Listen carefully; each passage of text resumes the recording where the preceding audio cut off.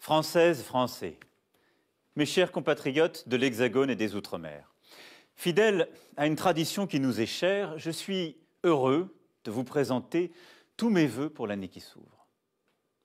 L'année 2018 ne nous a pas épargnés en émotions intenses de toute nature. La France a connu de grands moments, des victoires sportives, de grands événements culturels, la célébration du centenaire de l'armistice de 1918, et j'ai porté à cette occasion la voix de la France pour la paix. Le Premier ministre, avec son gouvernement et le Parlement, en 2018, ont fait beaucoup pour le pays. Je ne vais pas ici tout énumérer, mais nombre de transformations qu'on pensait jusqu'alors impossibles, comme celle du travail ou des chemins de fer, ont été menées à bien. Ils ont lancé une action forte pour notre école, nos universités, l'apprentissage et l'alternance, l'attractivité de notre pays.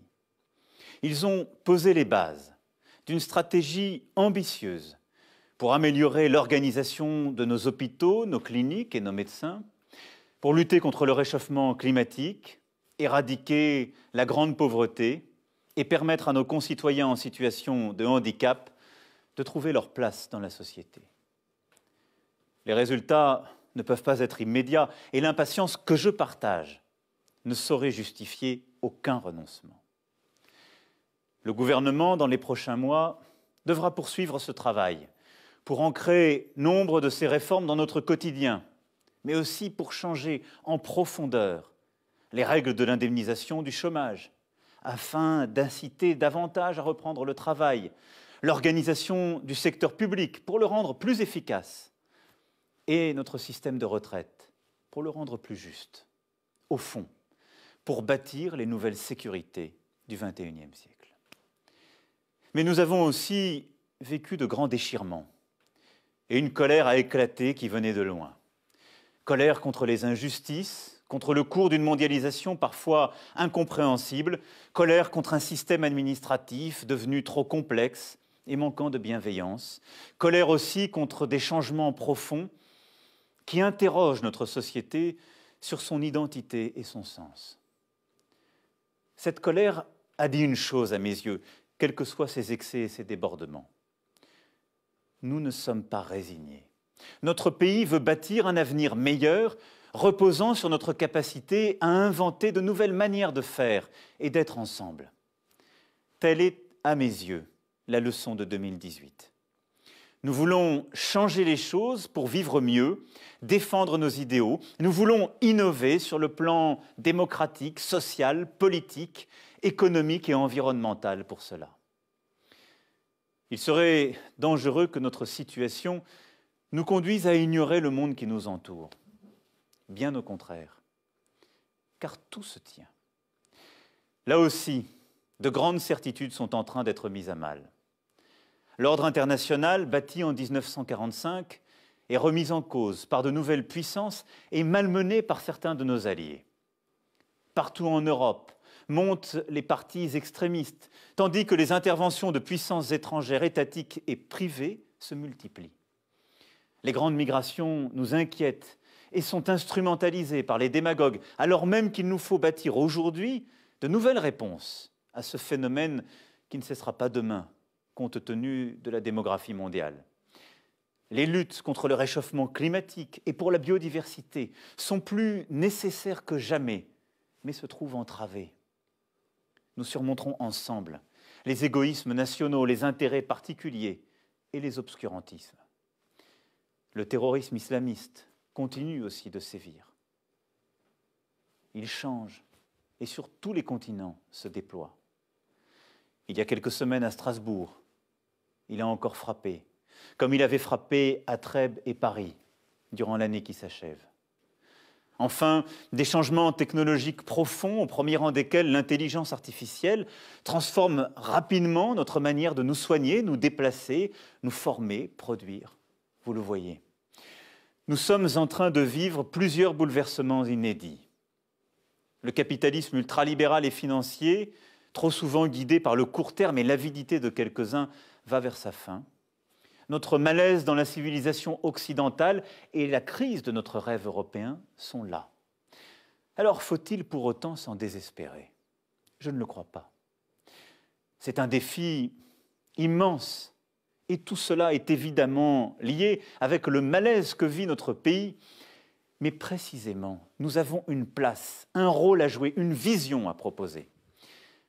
C'est la ligne que je trace depuis le premier jour de mon mandat et que j'entends poursuivre.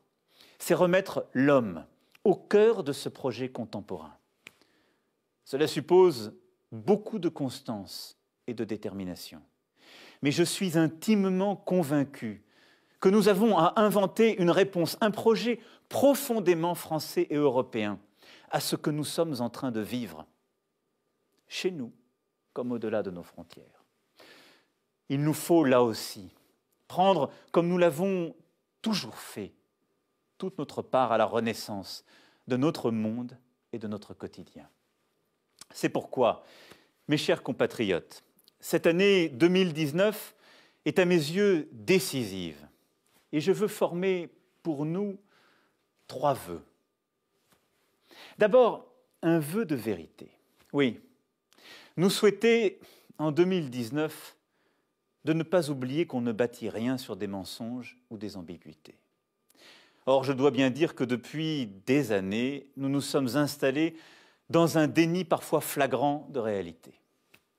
On ne peut pas travailler moins, gagner plus, baisser nos impôts et accroître nos dépenses, ne rien changer à nos habitudes et respirer un air plus pur. Non, il faut tout de même sur ces sujets que nous nous regardions tels que nous sommes et que nous acceptions en face les réalités. Nous vivons dans l'une des plus grandes économies du monde. Nos infrastructures sont parmi les meilleures au monde. On ne paye pas, ou presque, la scolarité de nos enfants. On se soigne à un coût parmi les plus faibles des pays développés pour avoir accès à des médecins d'excellence. Nous dépensons en fonctionnement et en investissement pour notre sphère publique plus que la moitié de ce que nous produisons chaque année. Alors, cessons de nous déconsidérer ou de faire croire que la France serait un pays où les solidarités n'existent pas, où il faudrait dépenser toujours davantage. Nous pouvons faire mieux, et nous devons faire mieux.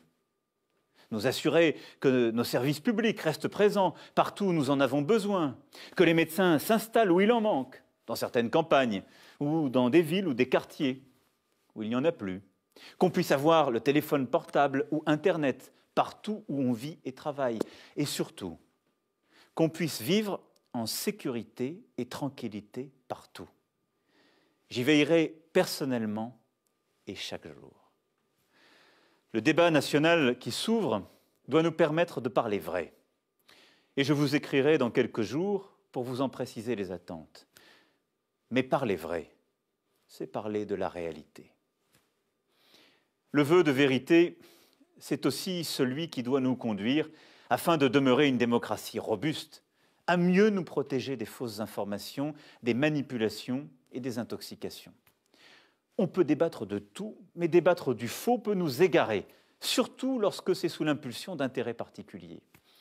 À l'heure des réseaux sociaux, du culte de l'immédiateté et de l'image, du commentaire permanent, il est indispensable de rebâtir une confiance démocratique dans la vérité de l'information, reposant sur des règles de transparence et d'éthique.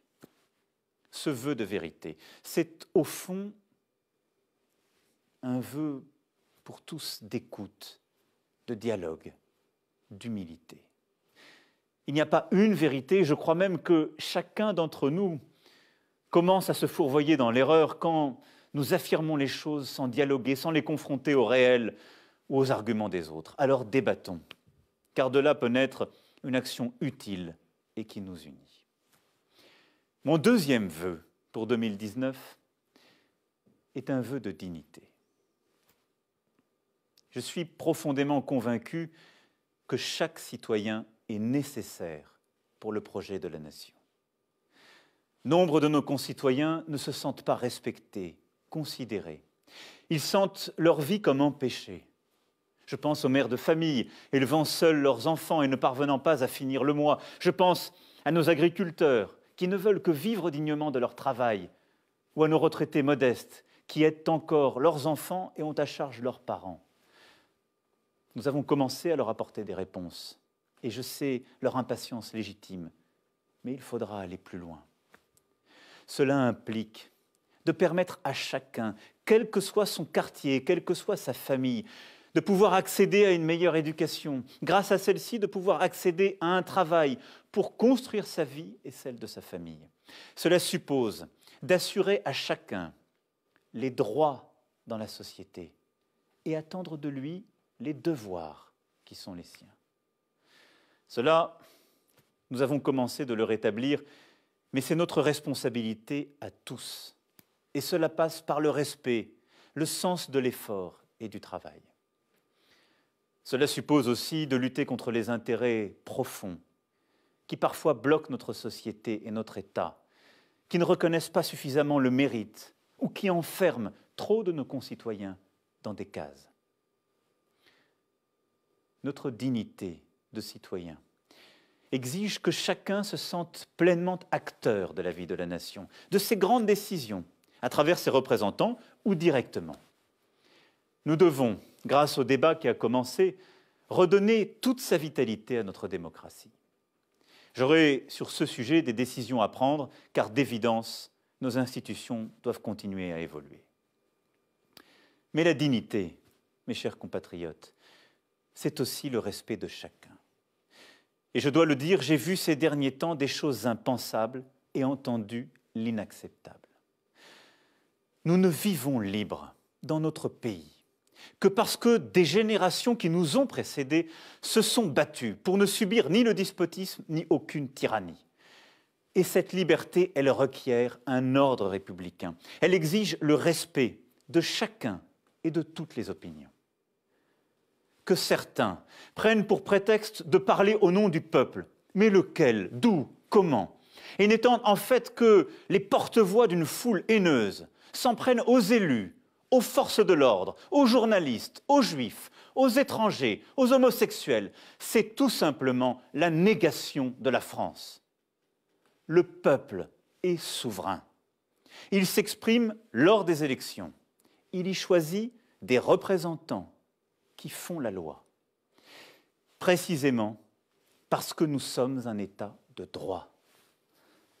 L'ordre républicain sera assuré sans complaisance, car j'attends de chacun ce respect indispensable à la vie en société.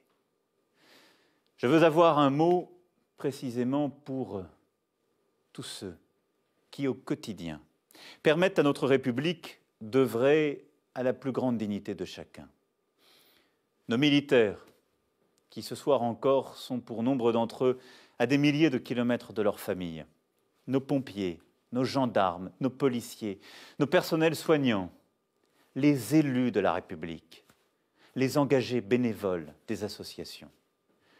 Tous ceux qui tissent le lien de la nation, œuvrent à la fraternité quotidienne et qui, ce soir, je le sais, sont aux côtés des plus vulnérables, des plus fragiles, auxquels je pense tout particulièrement.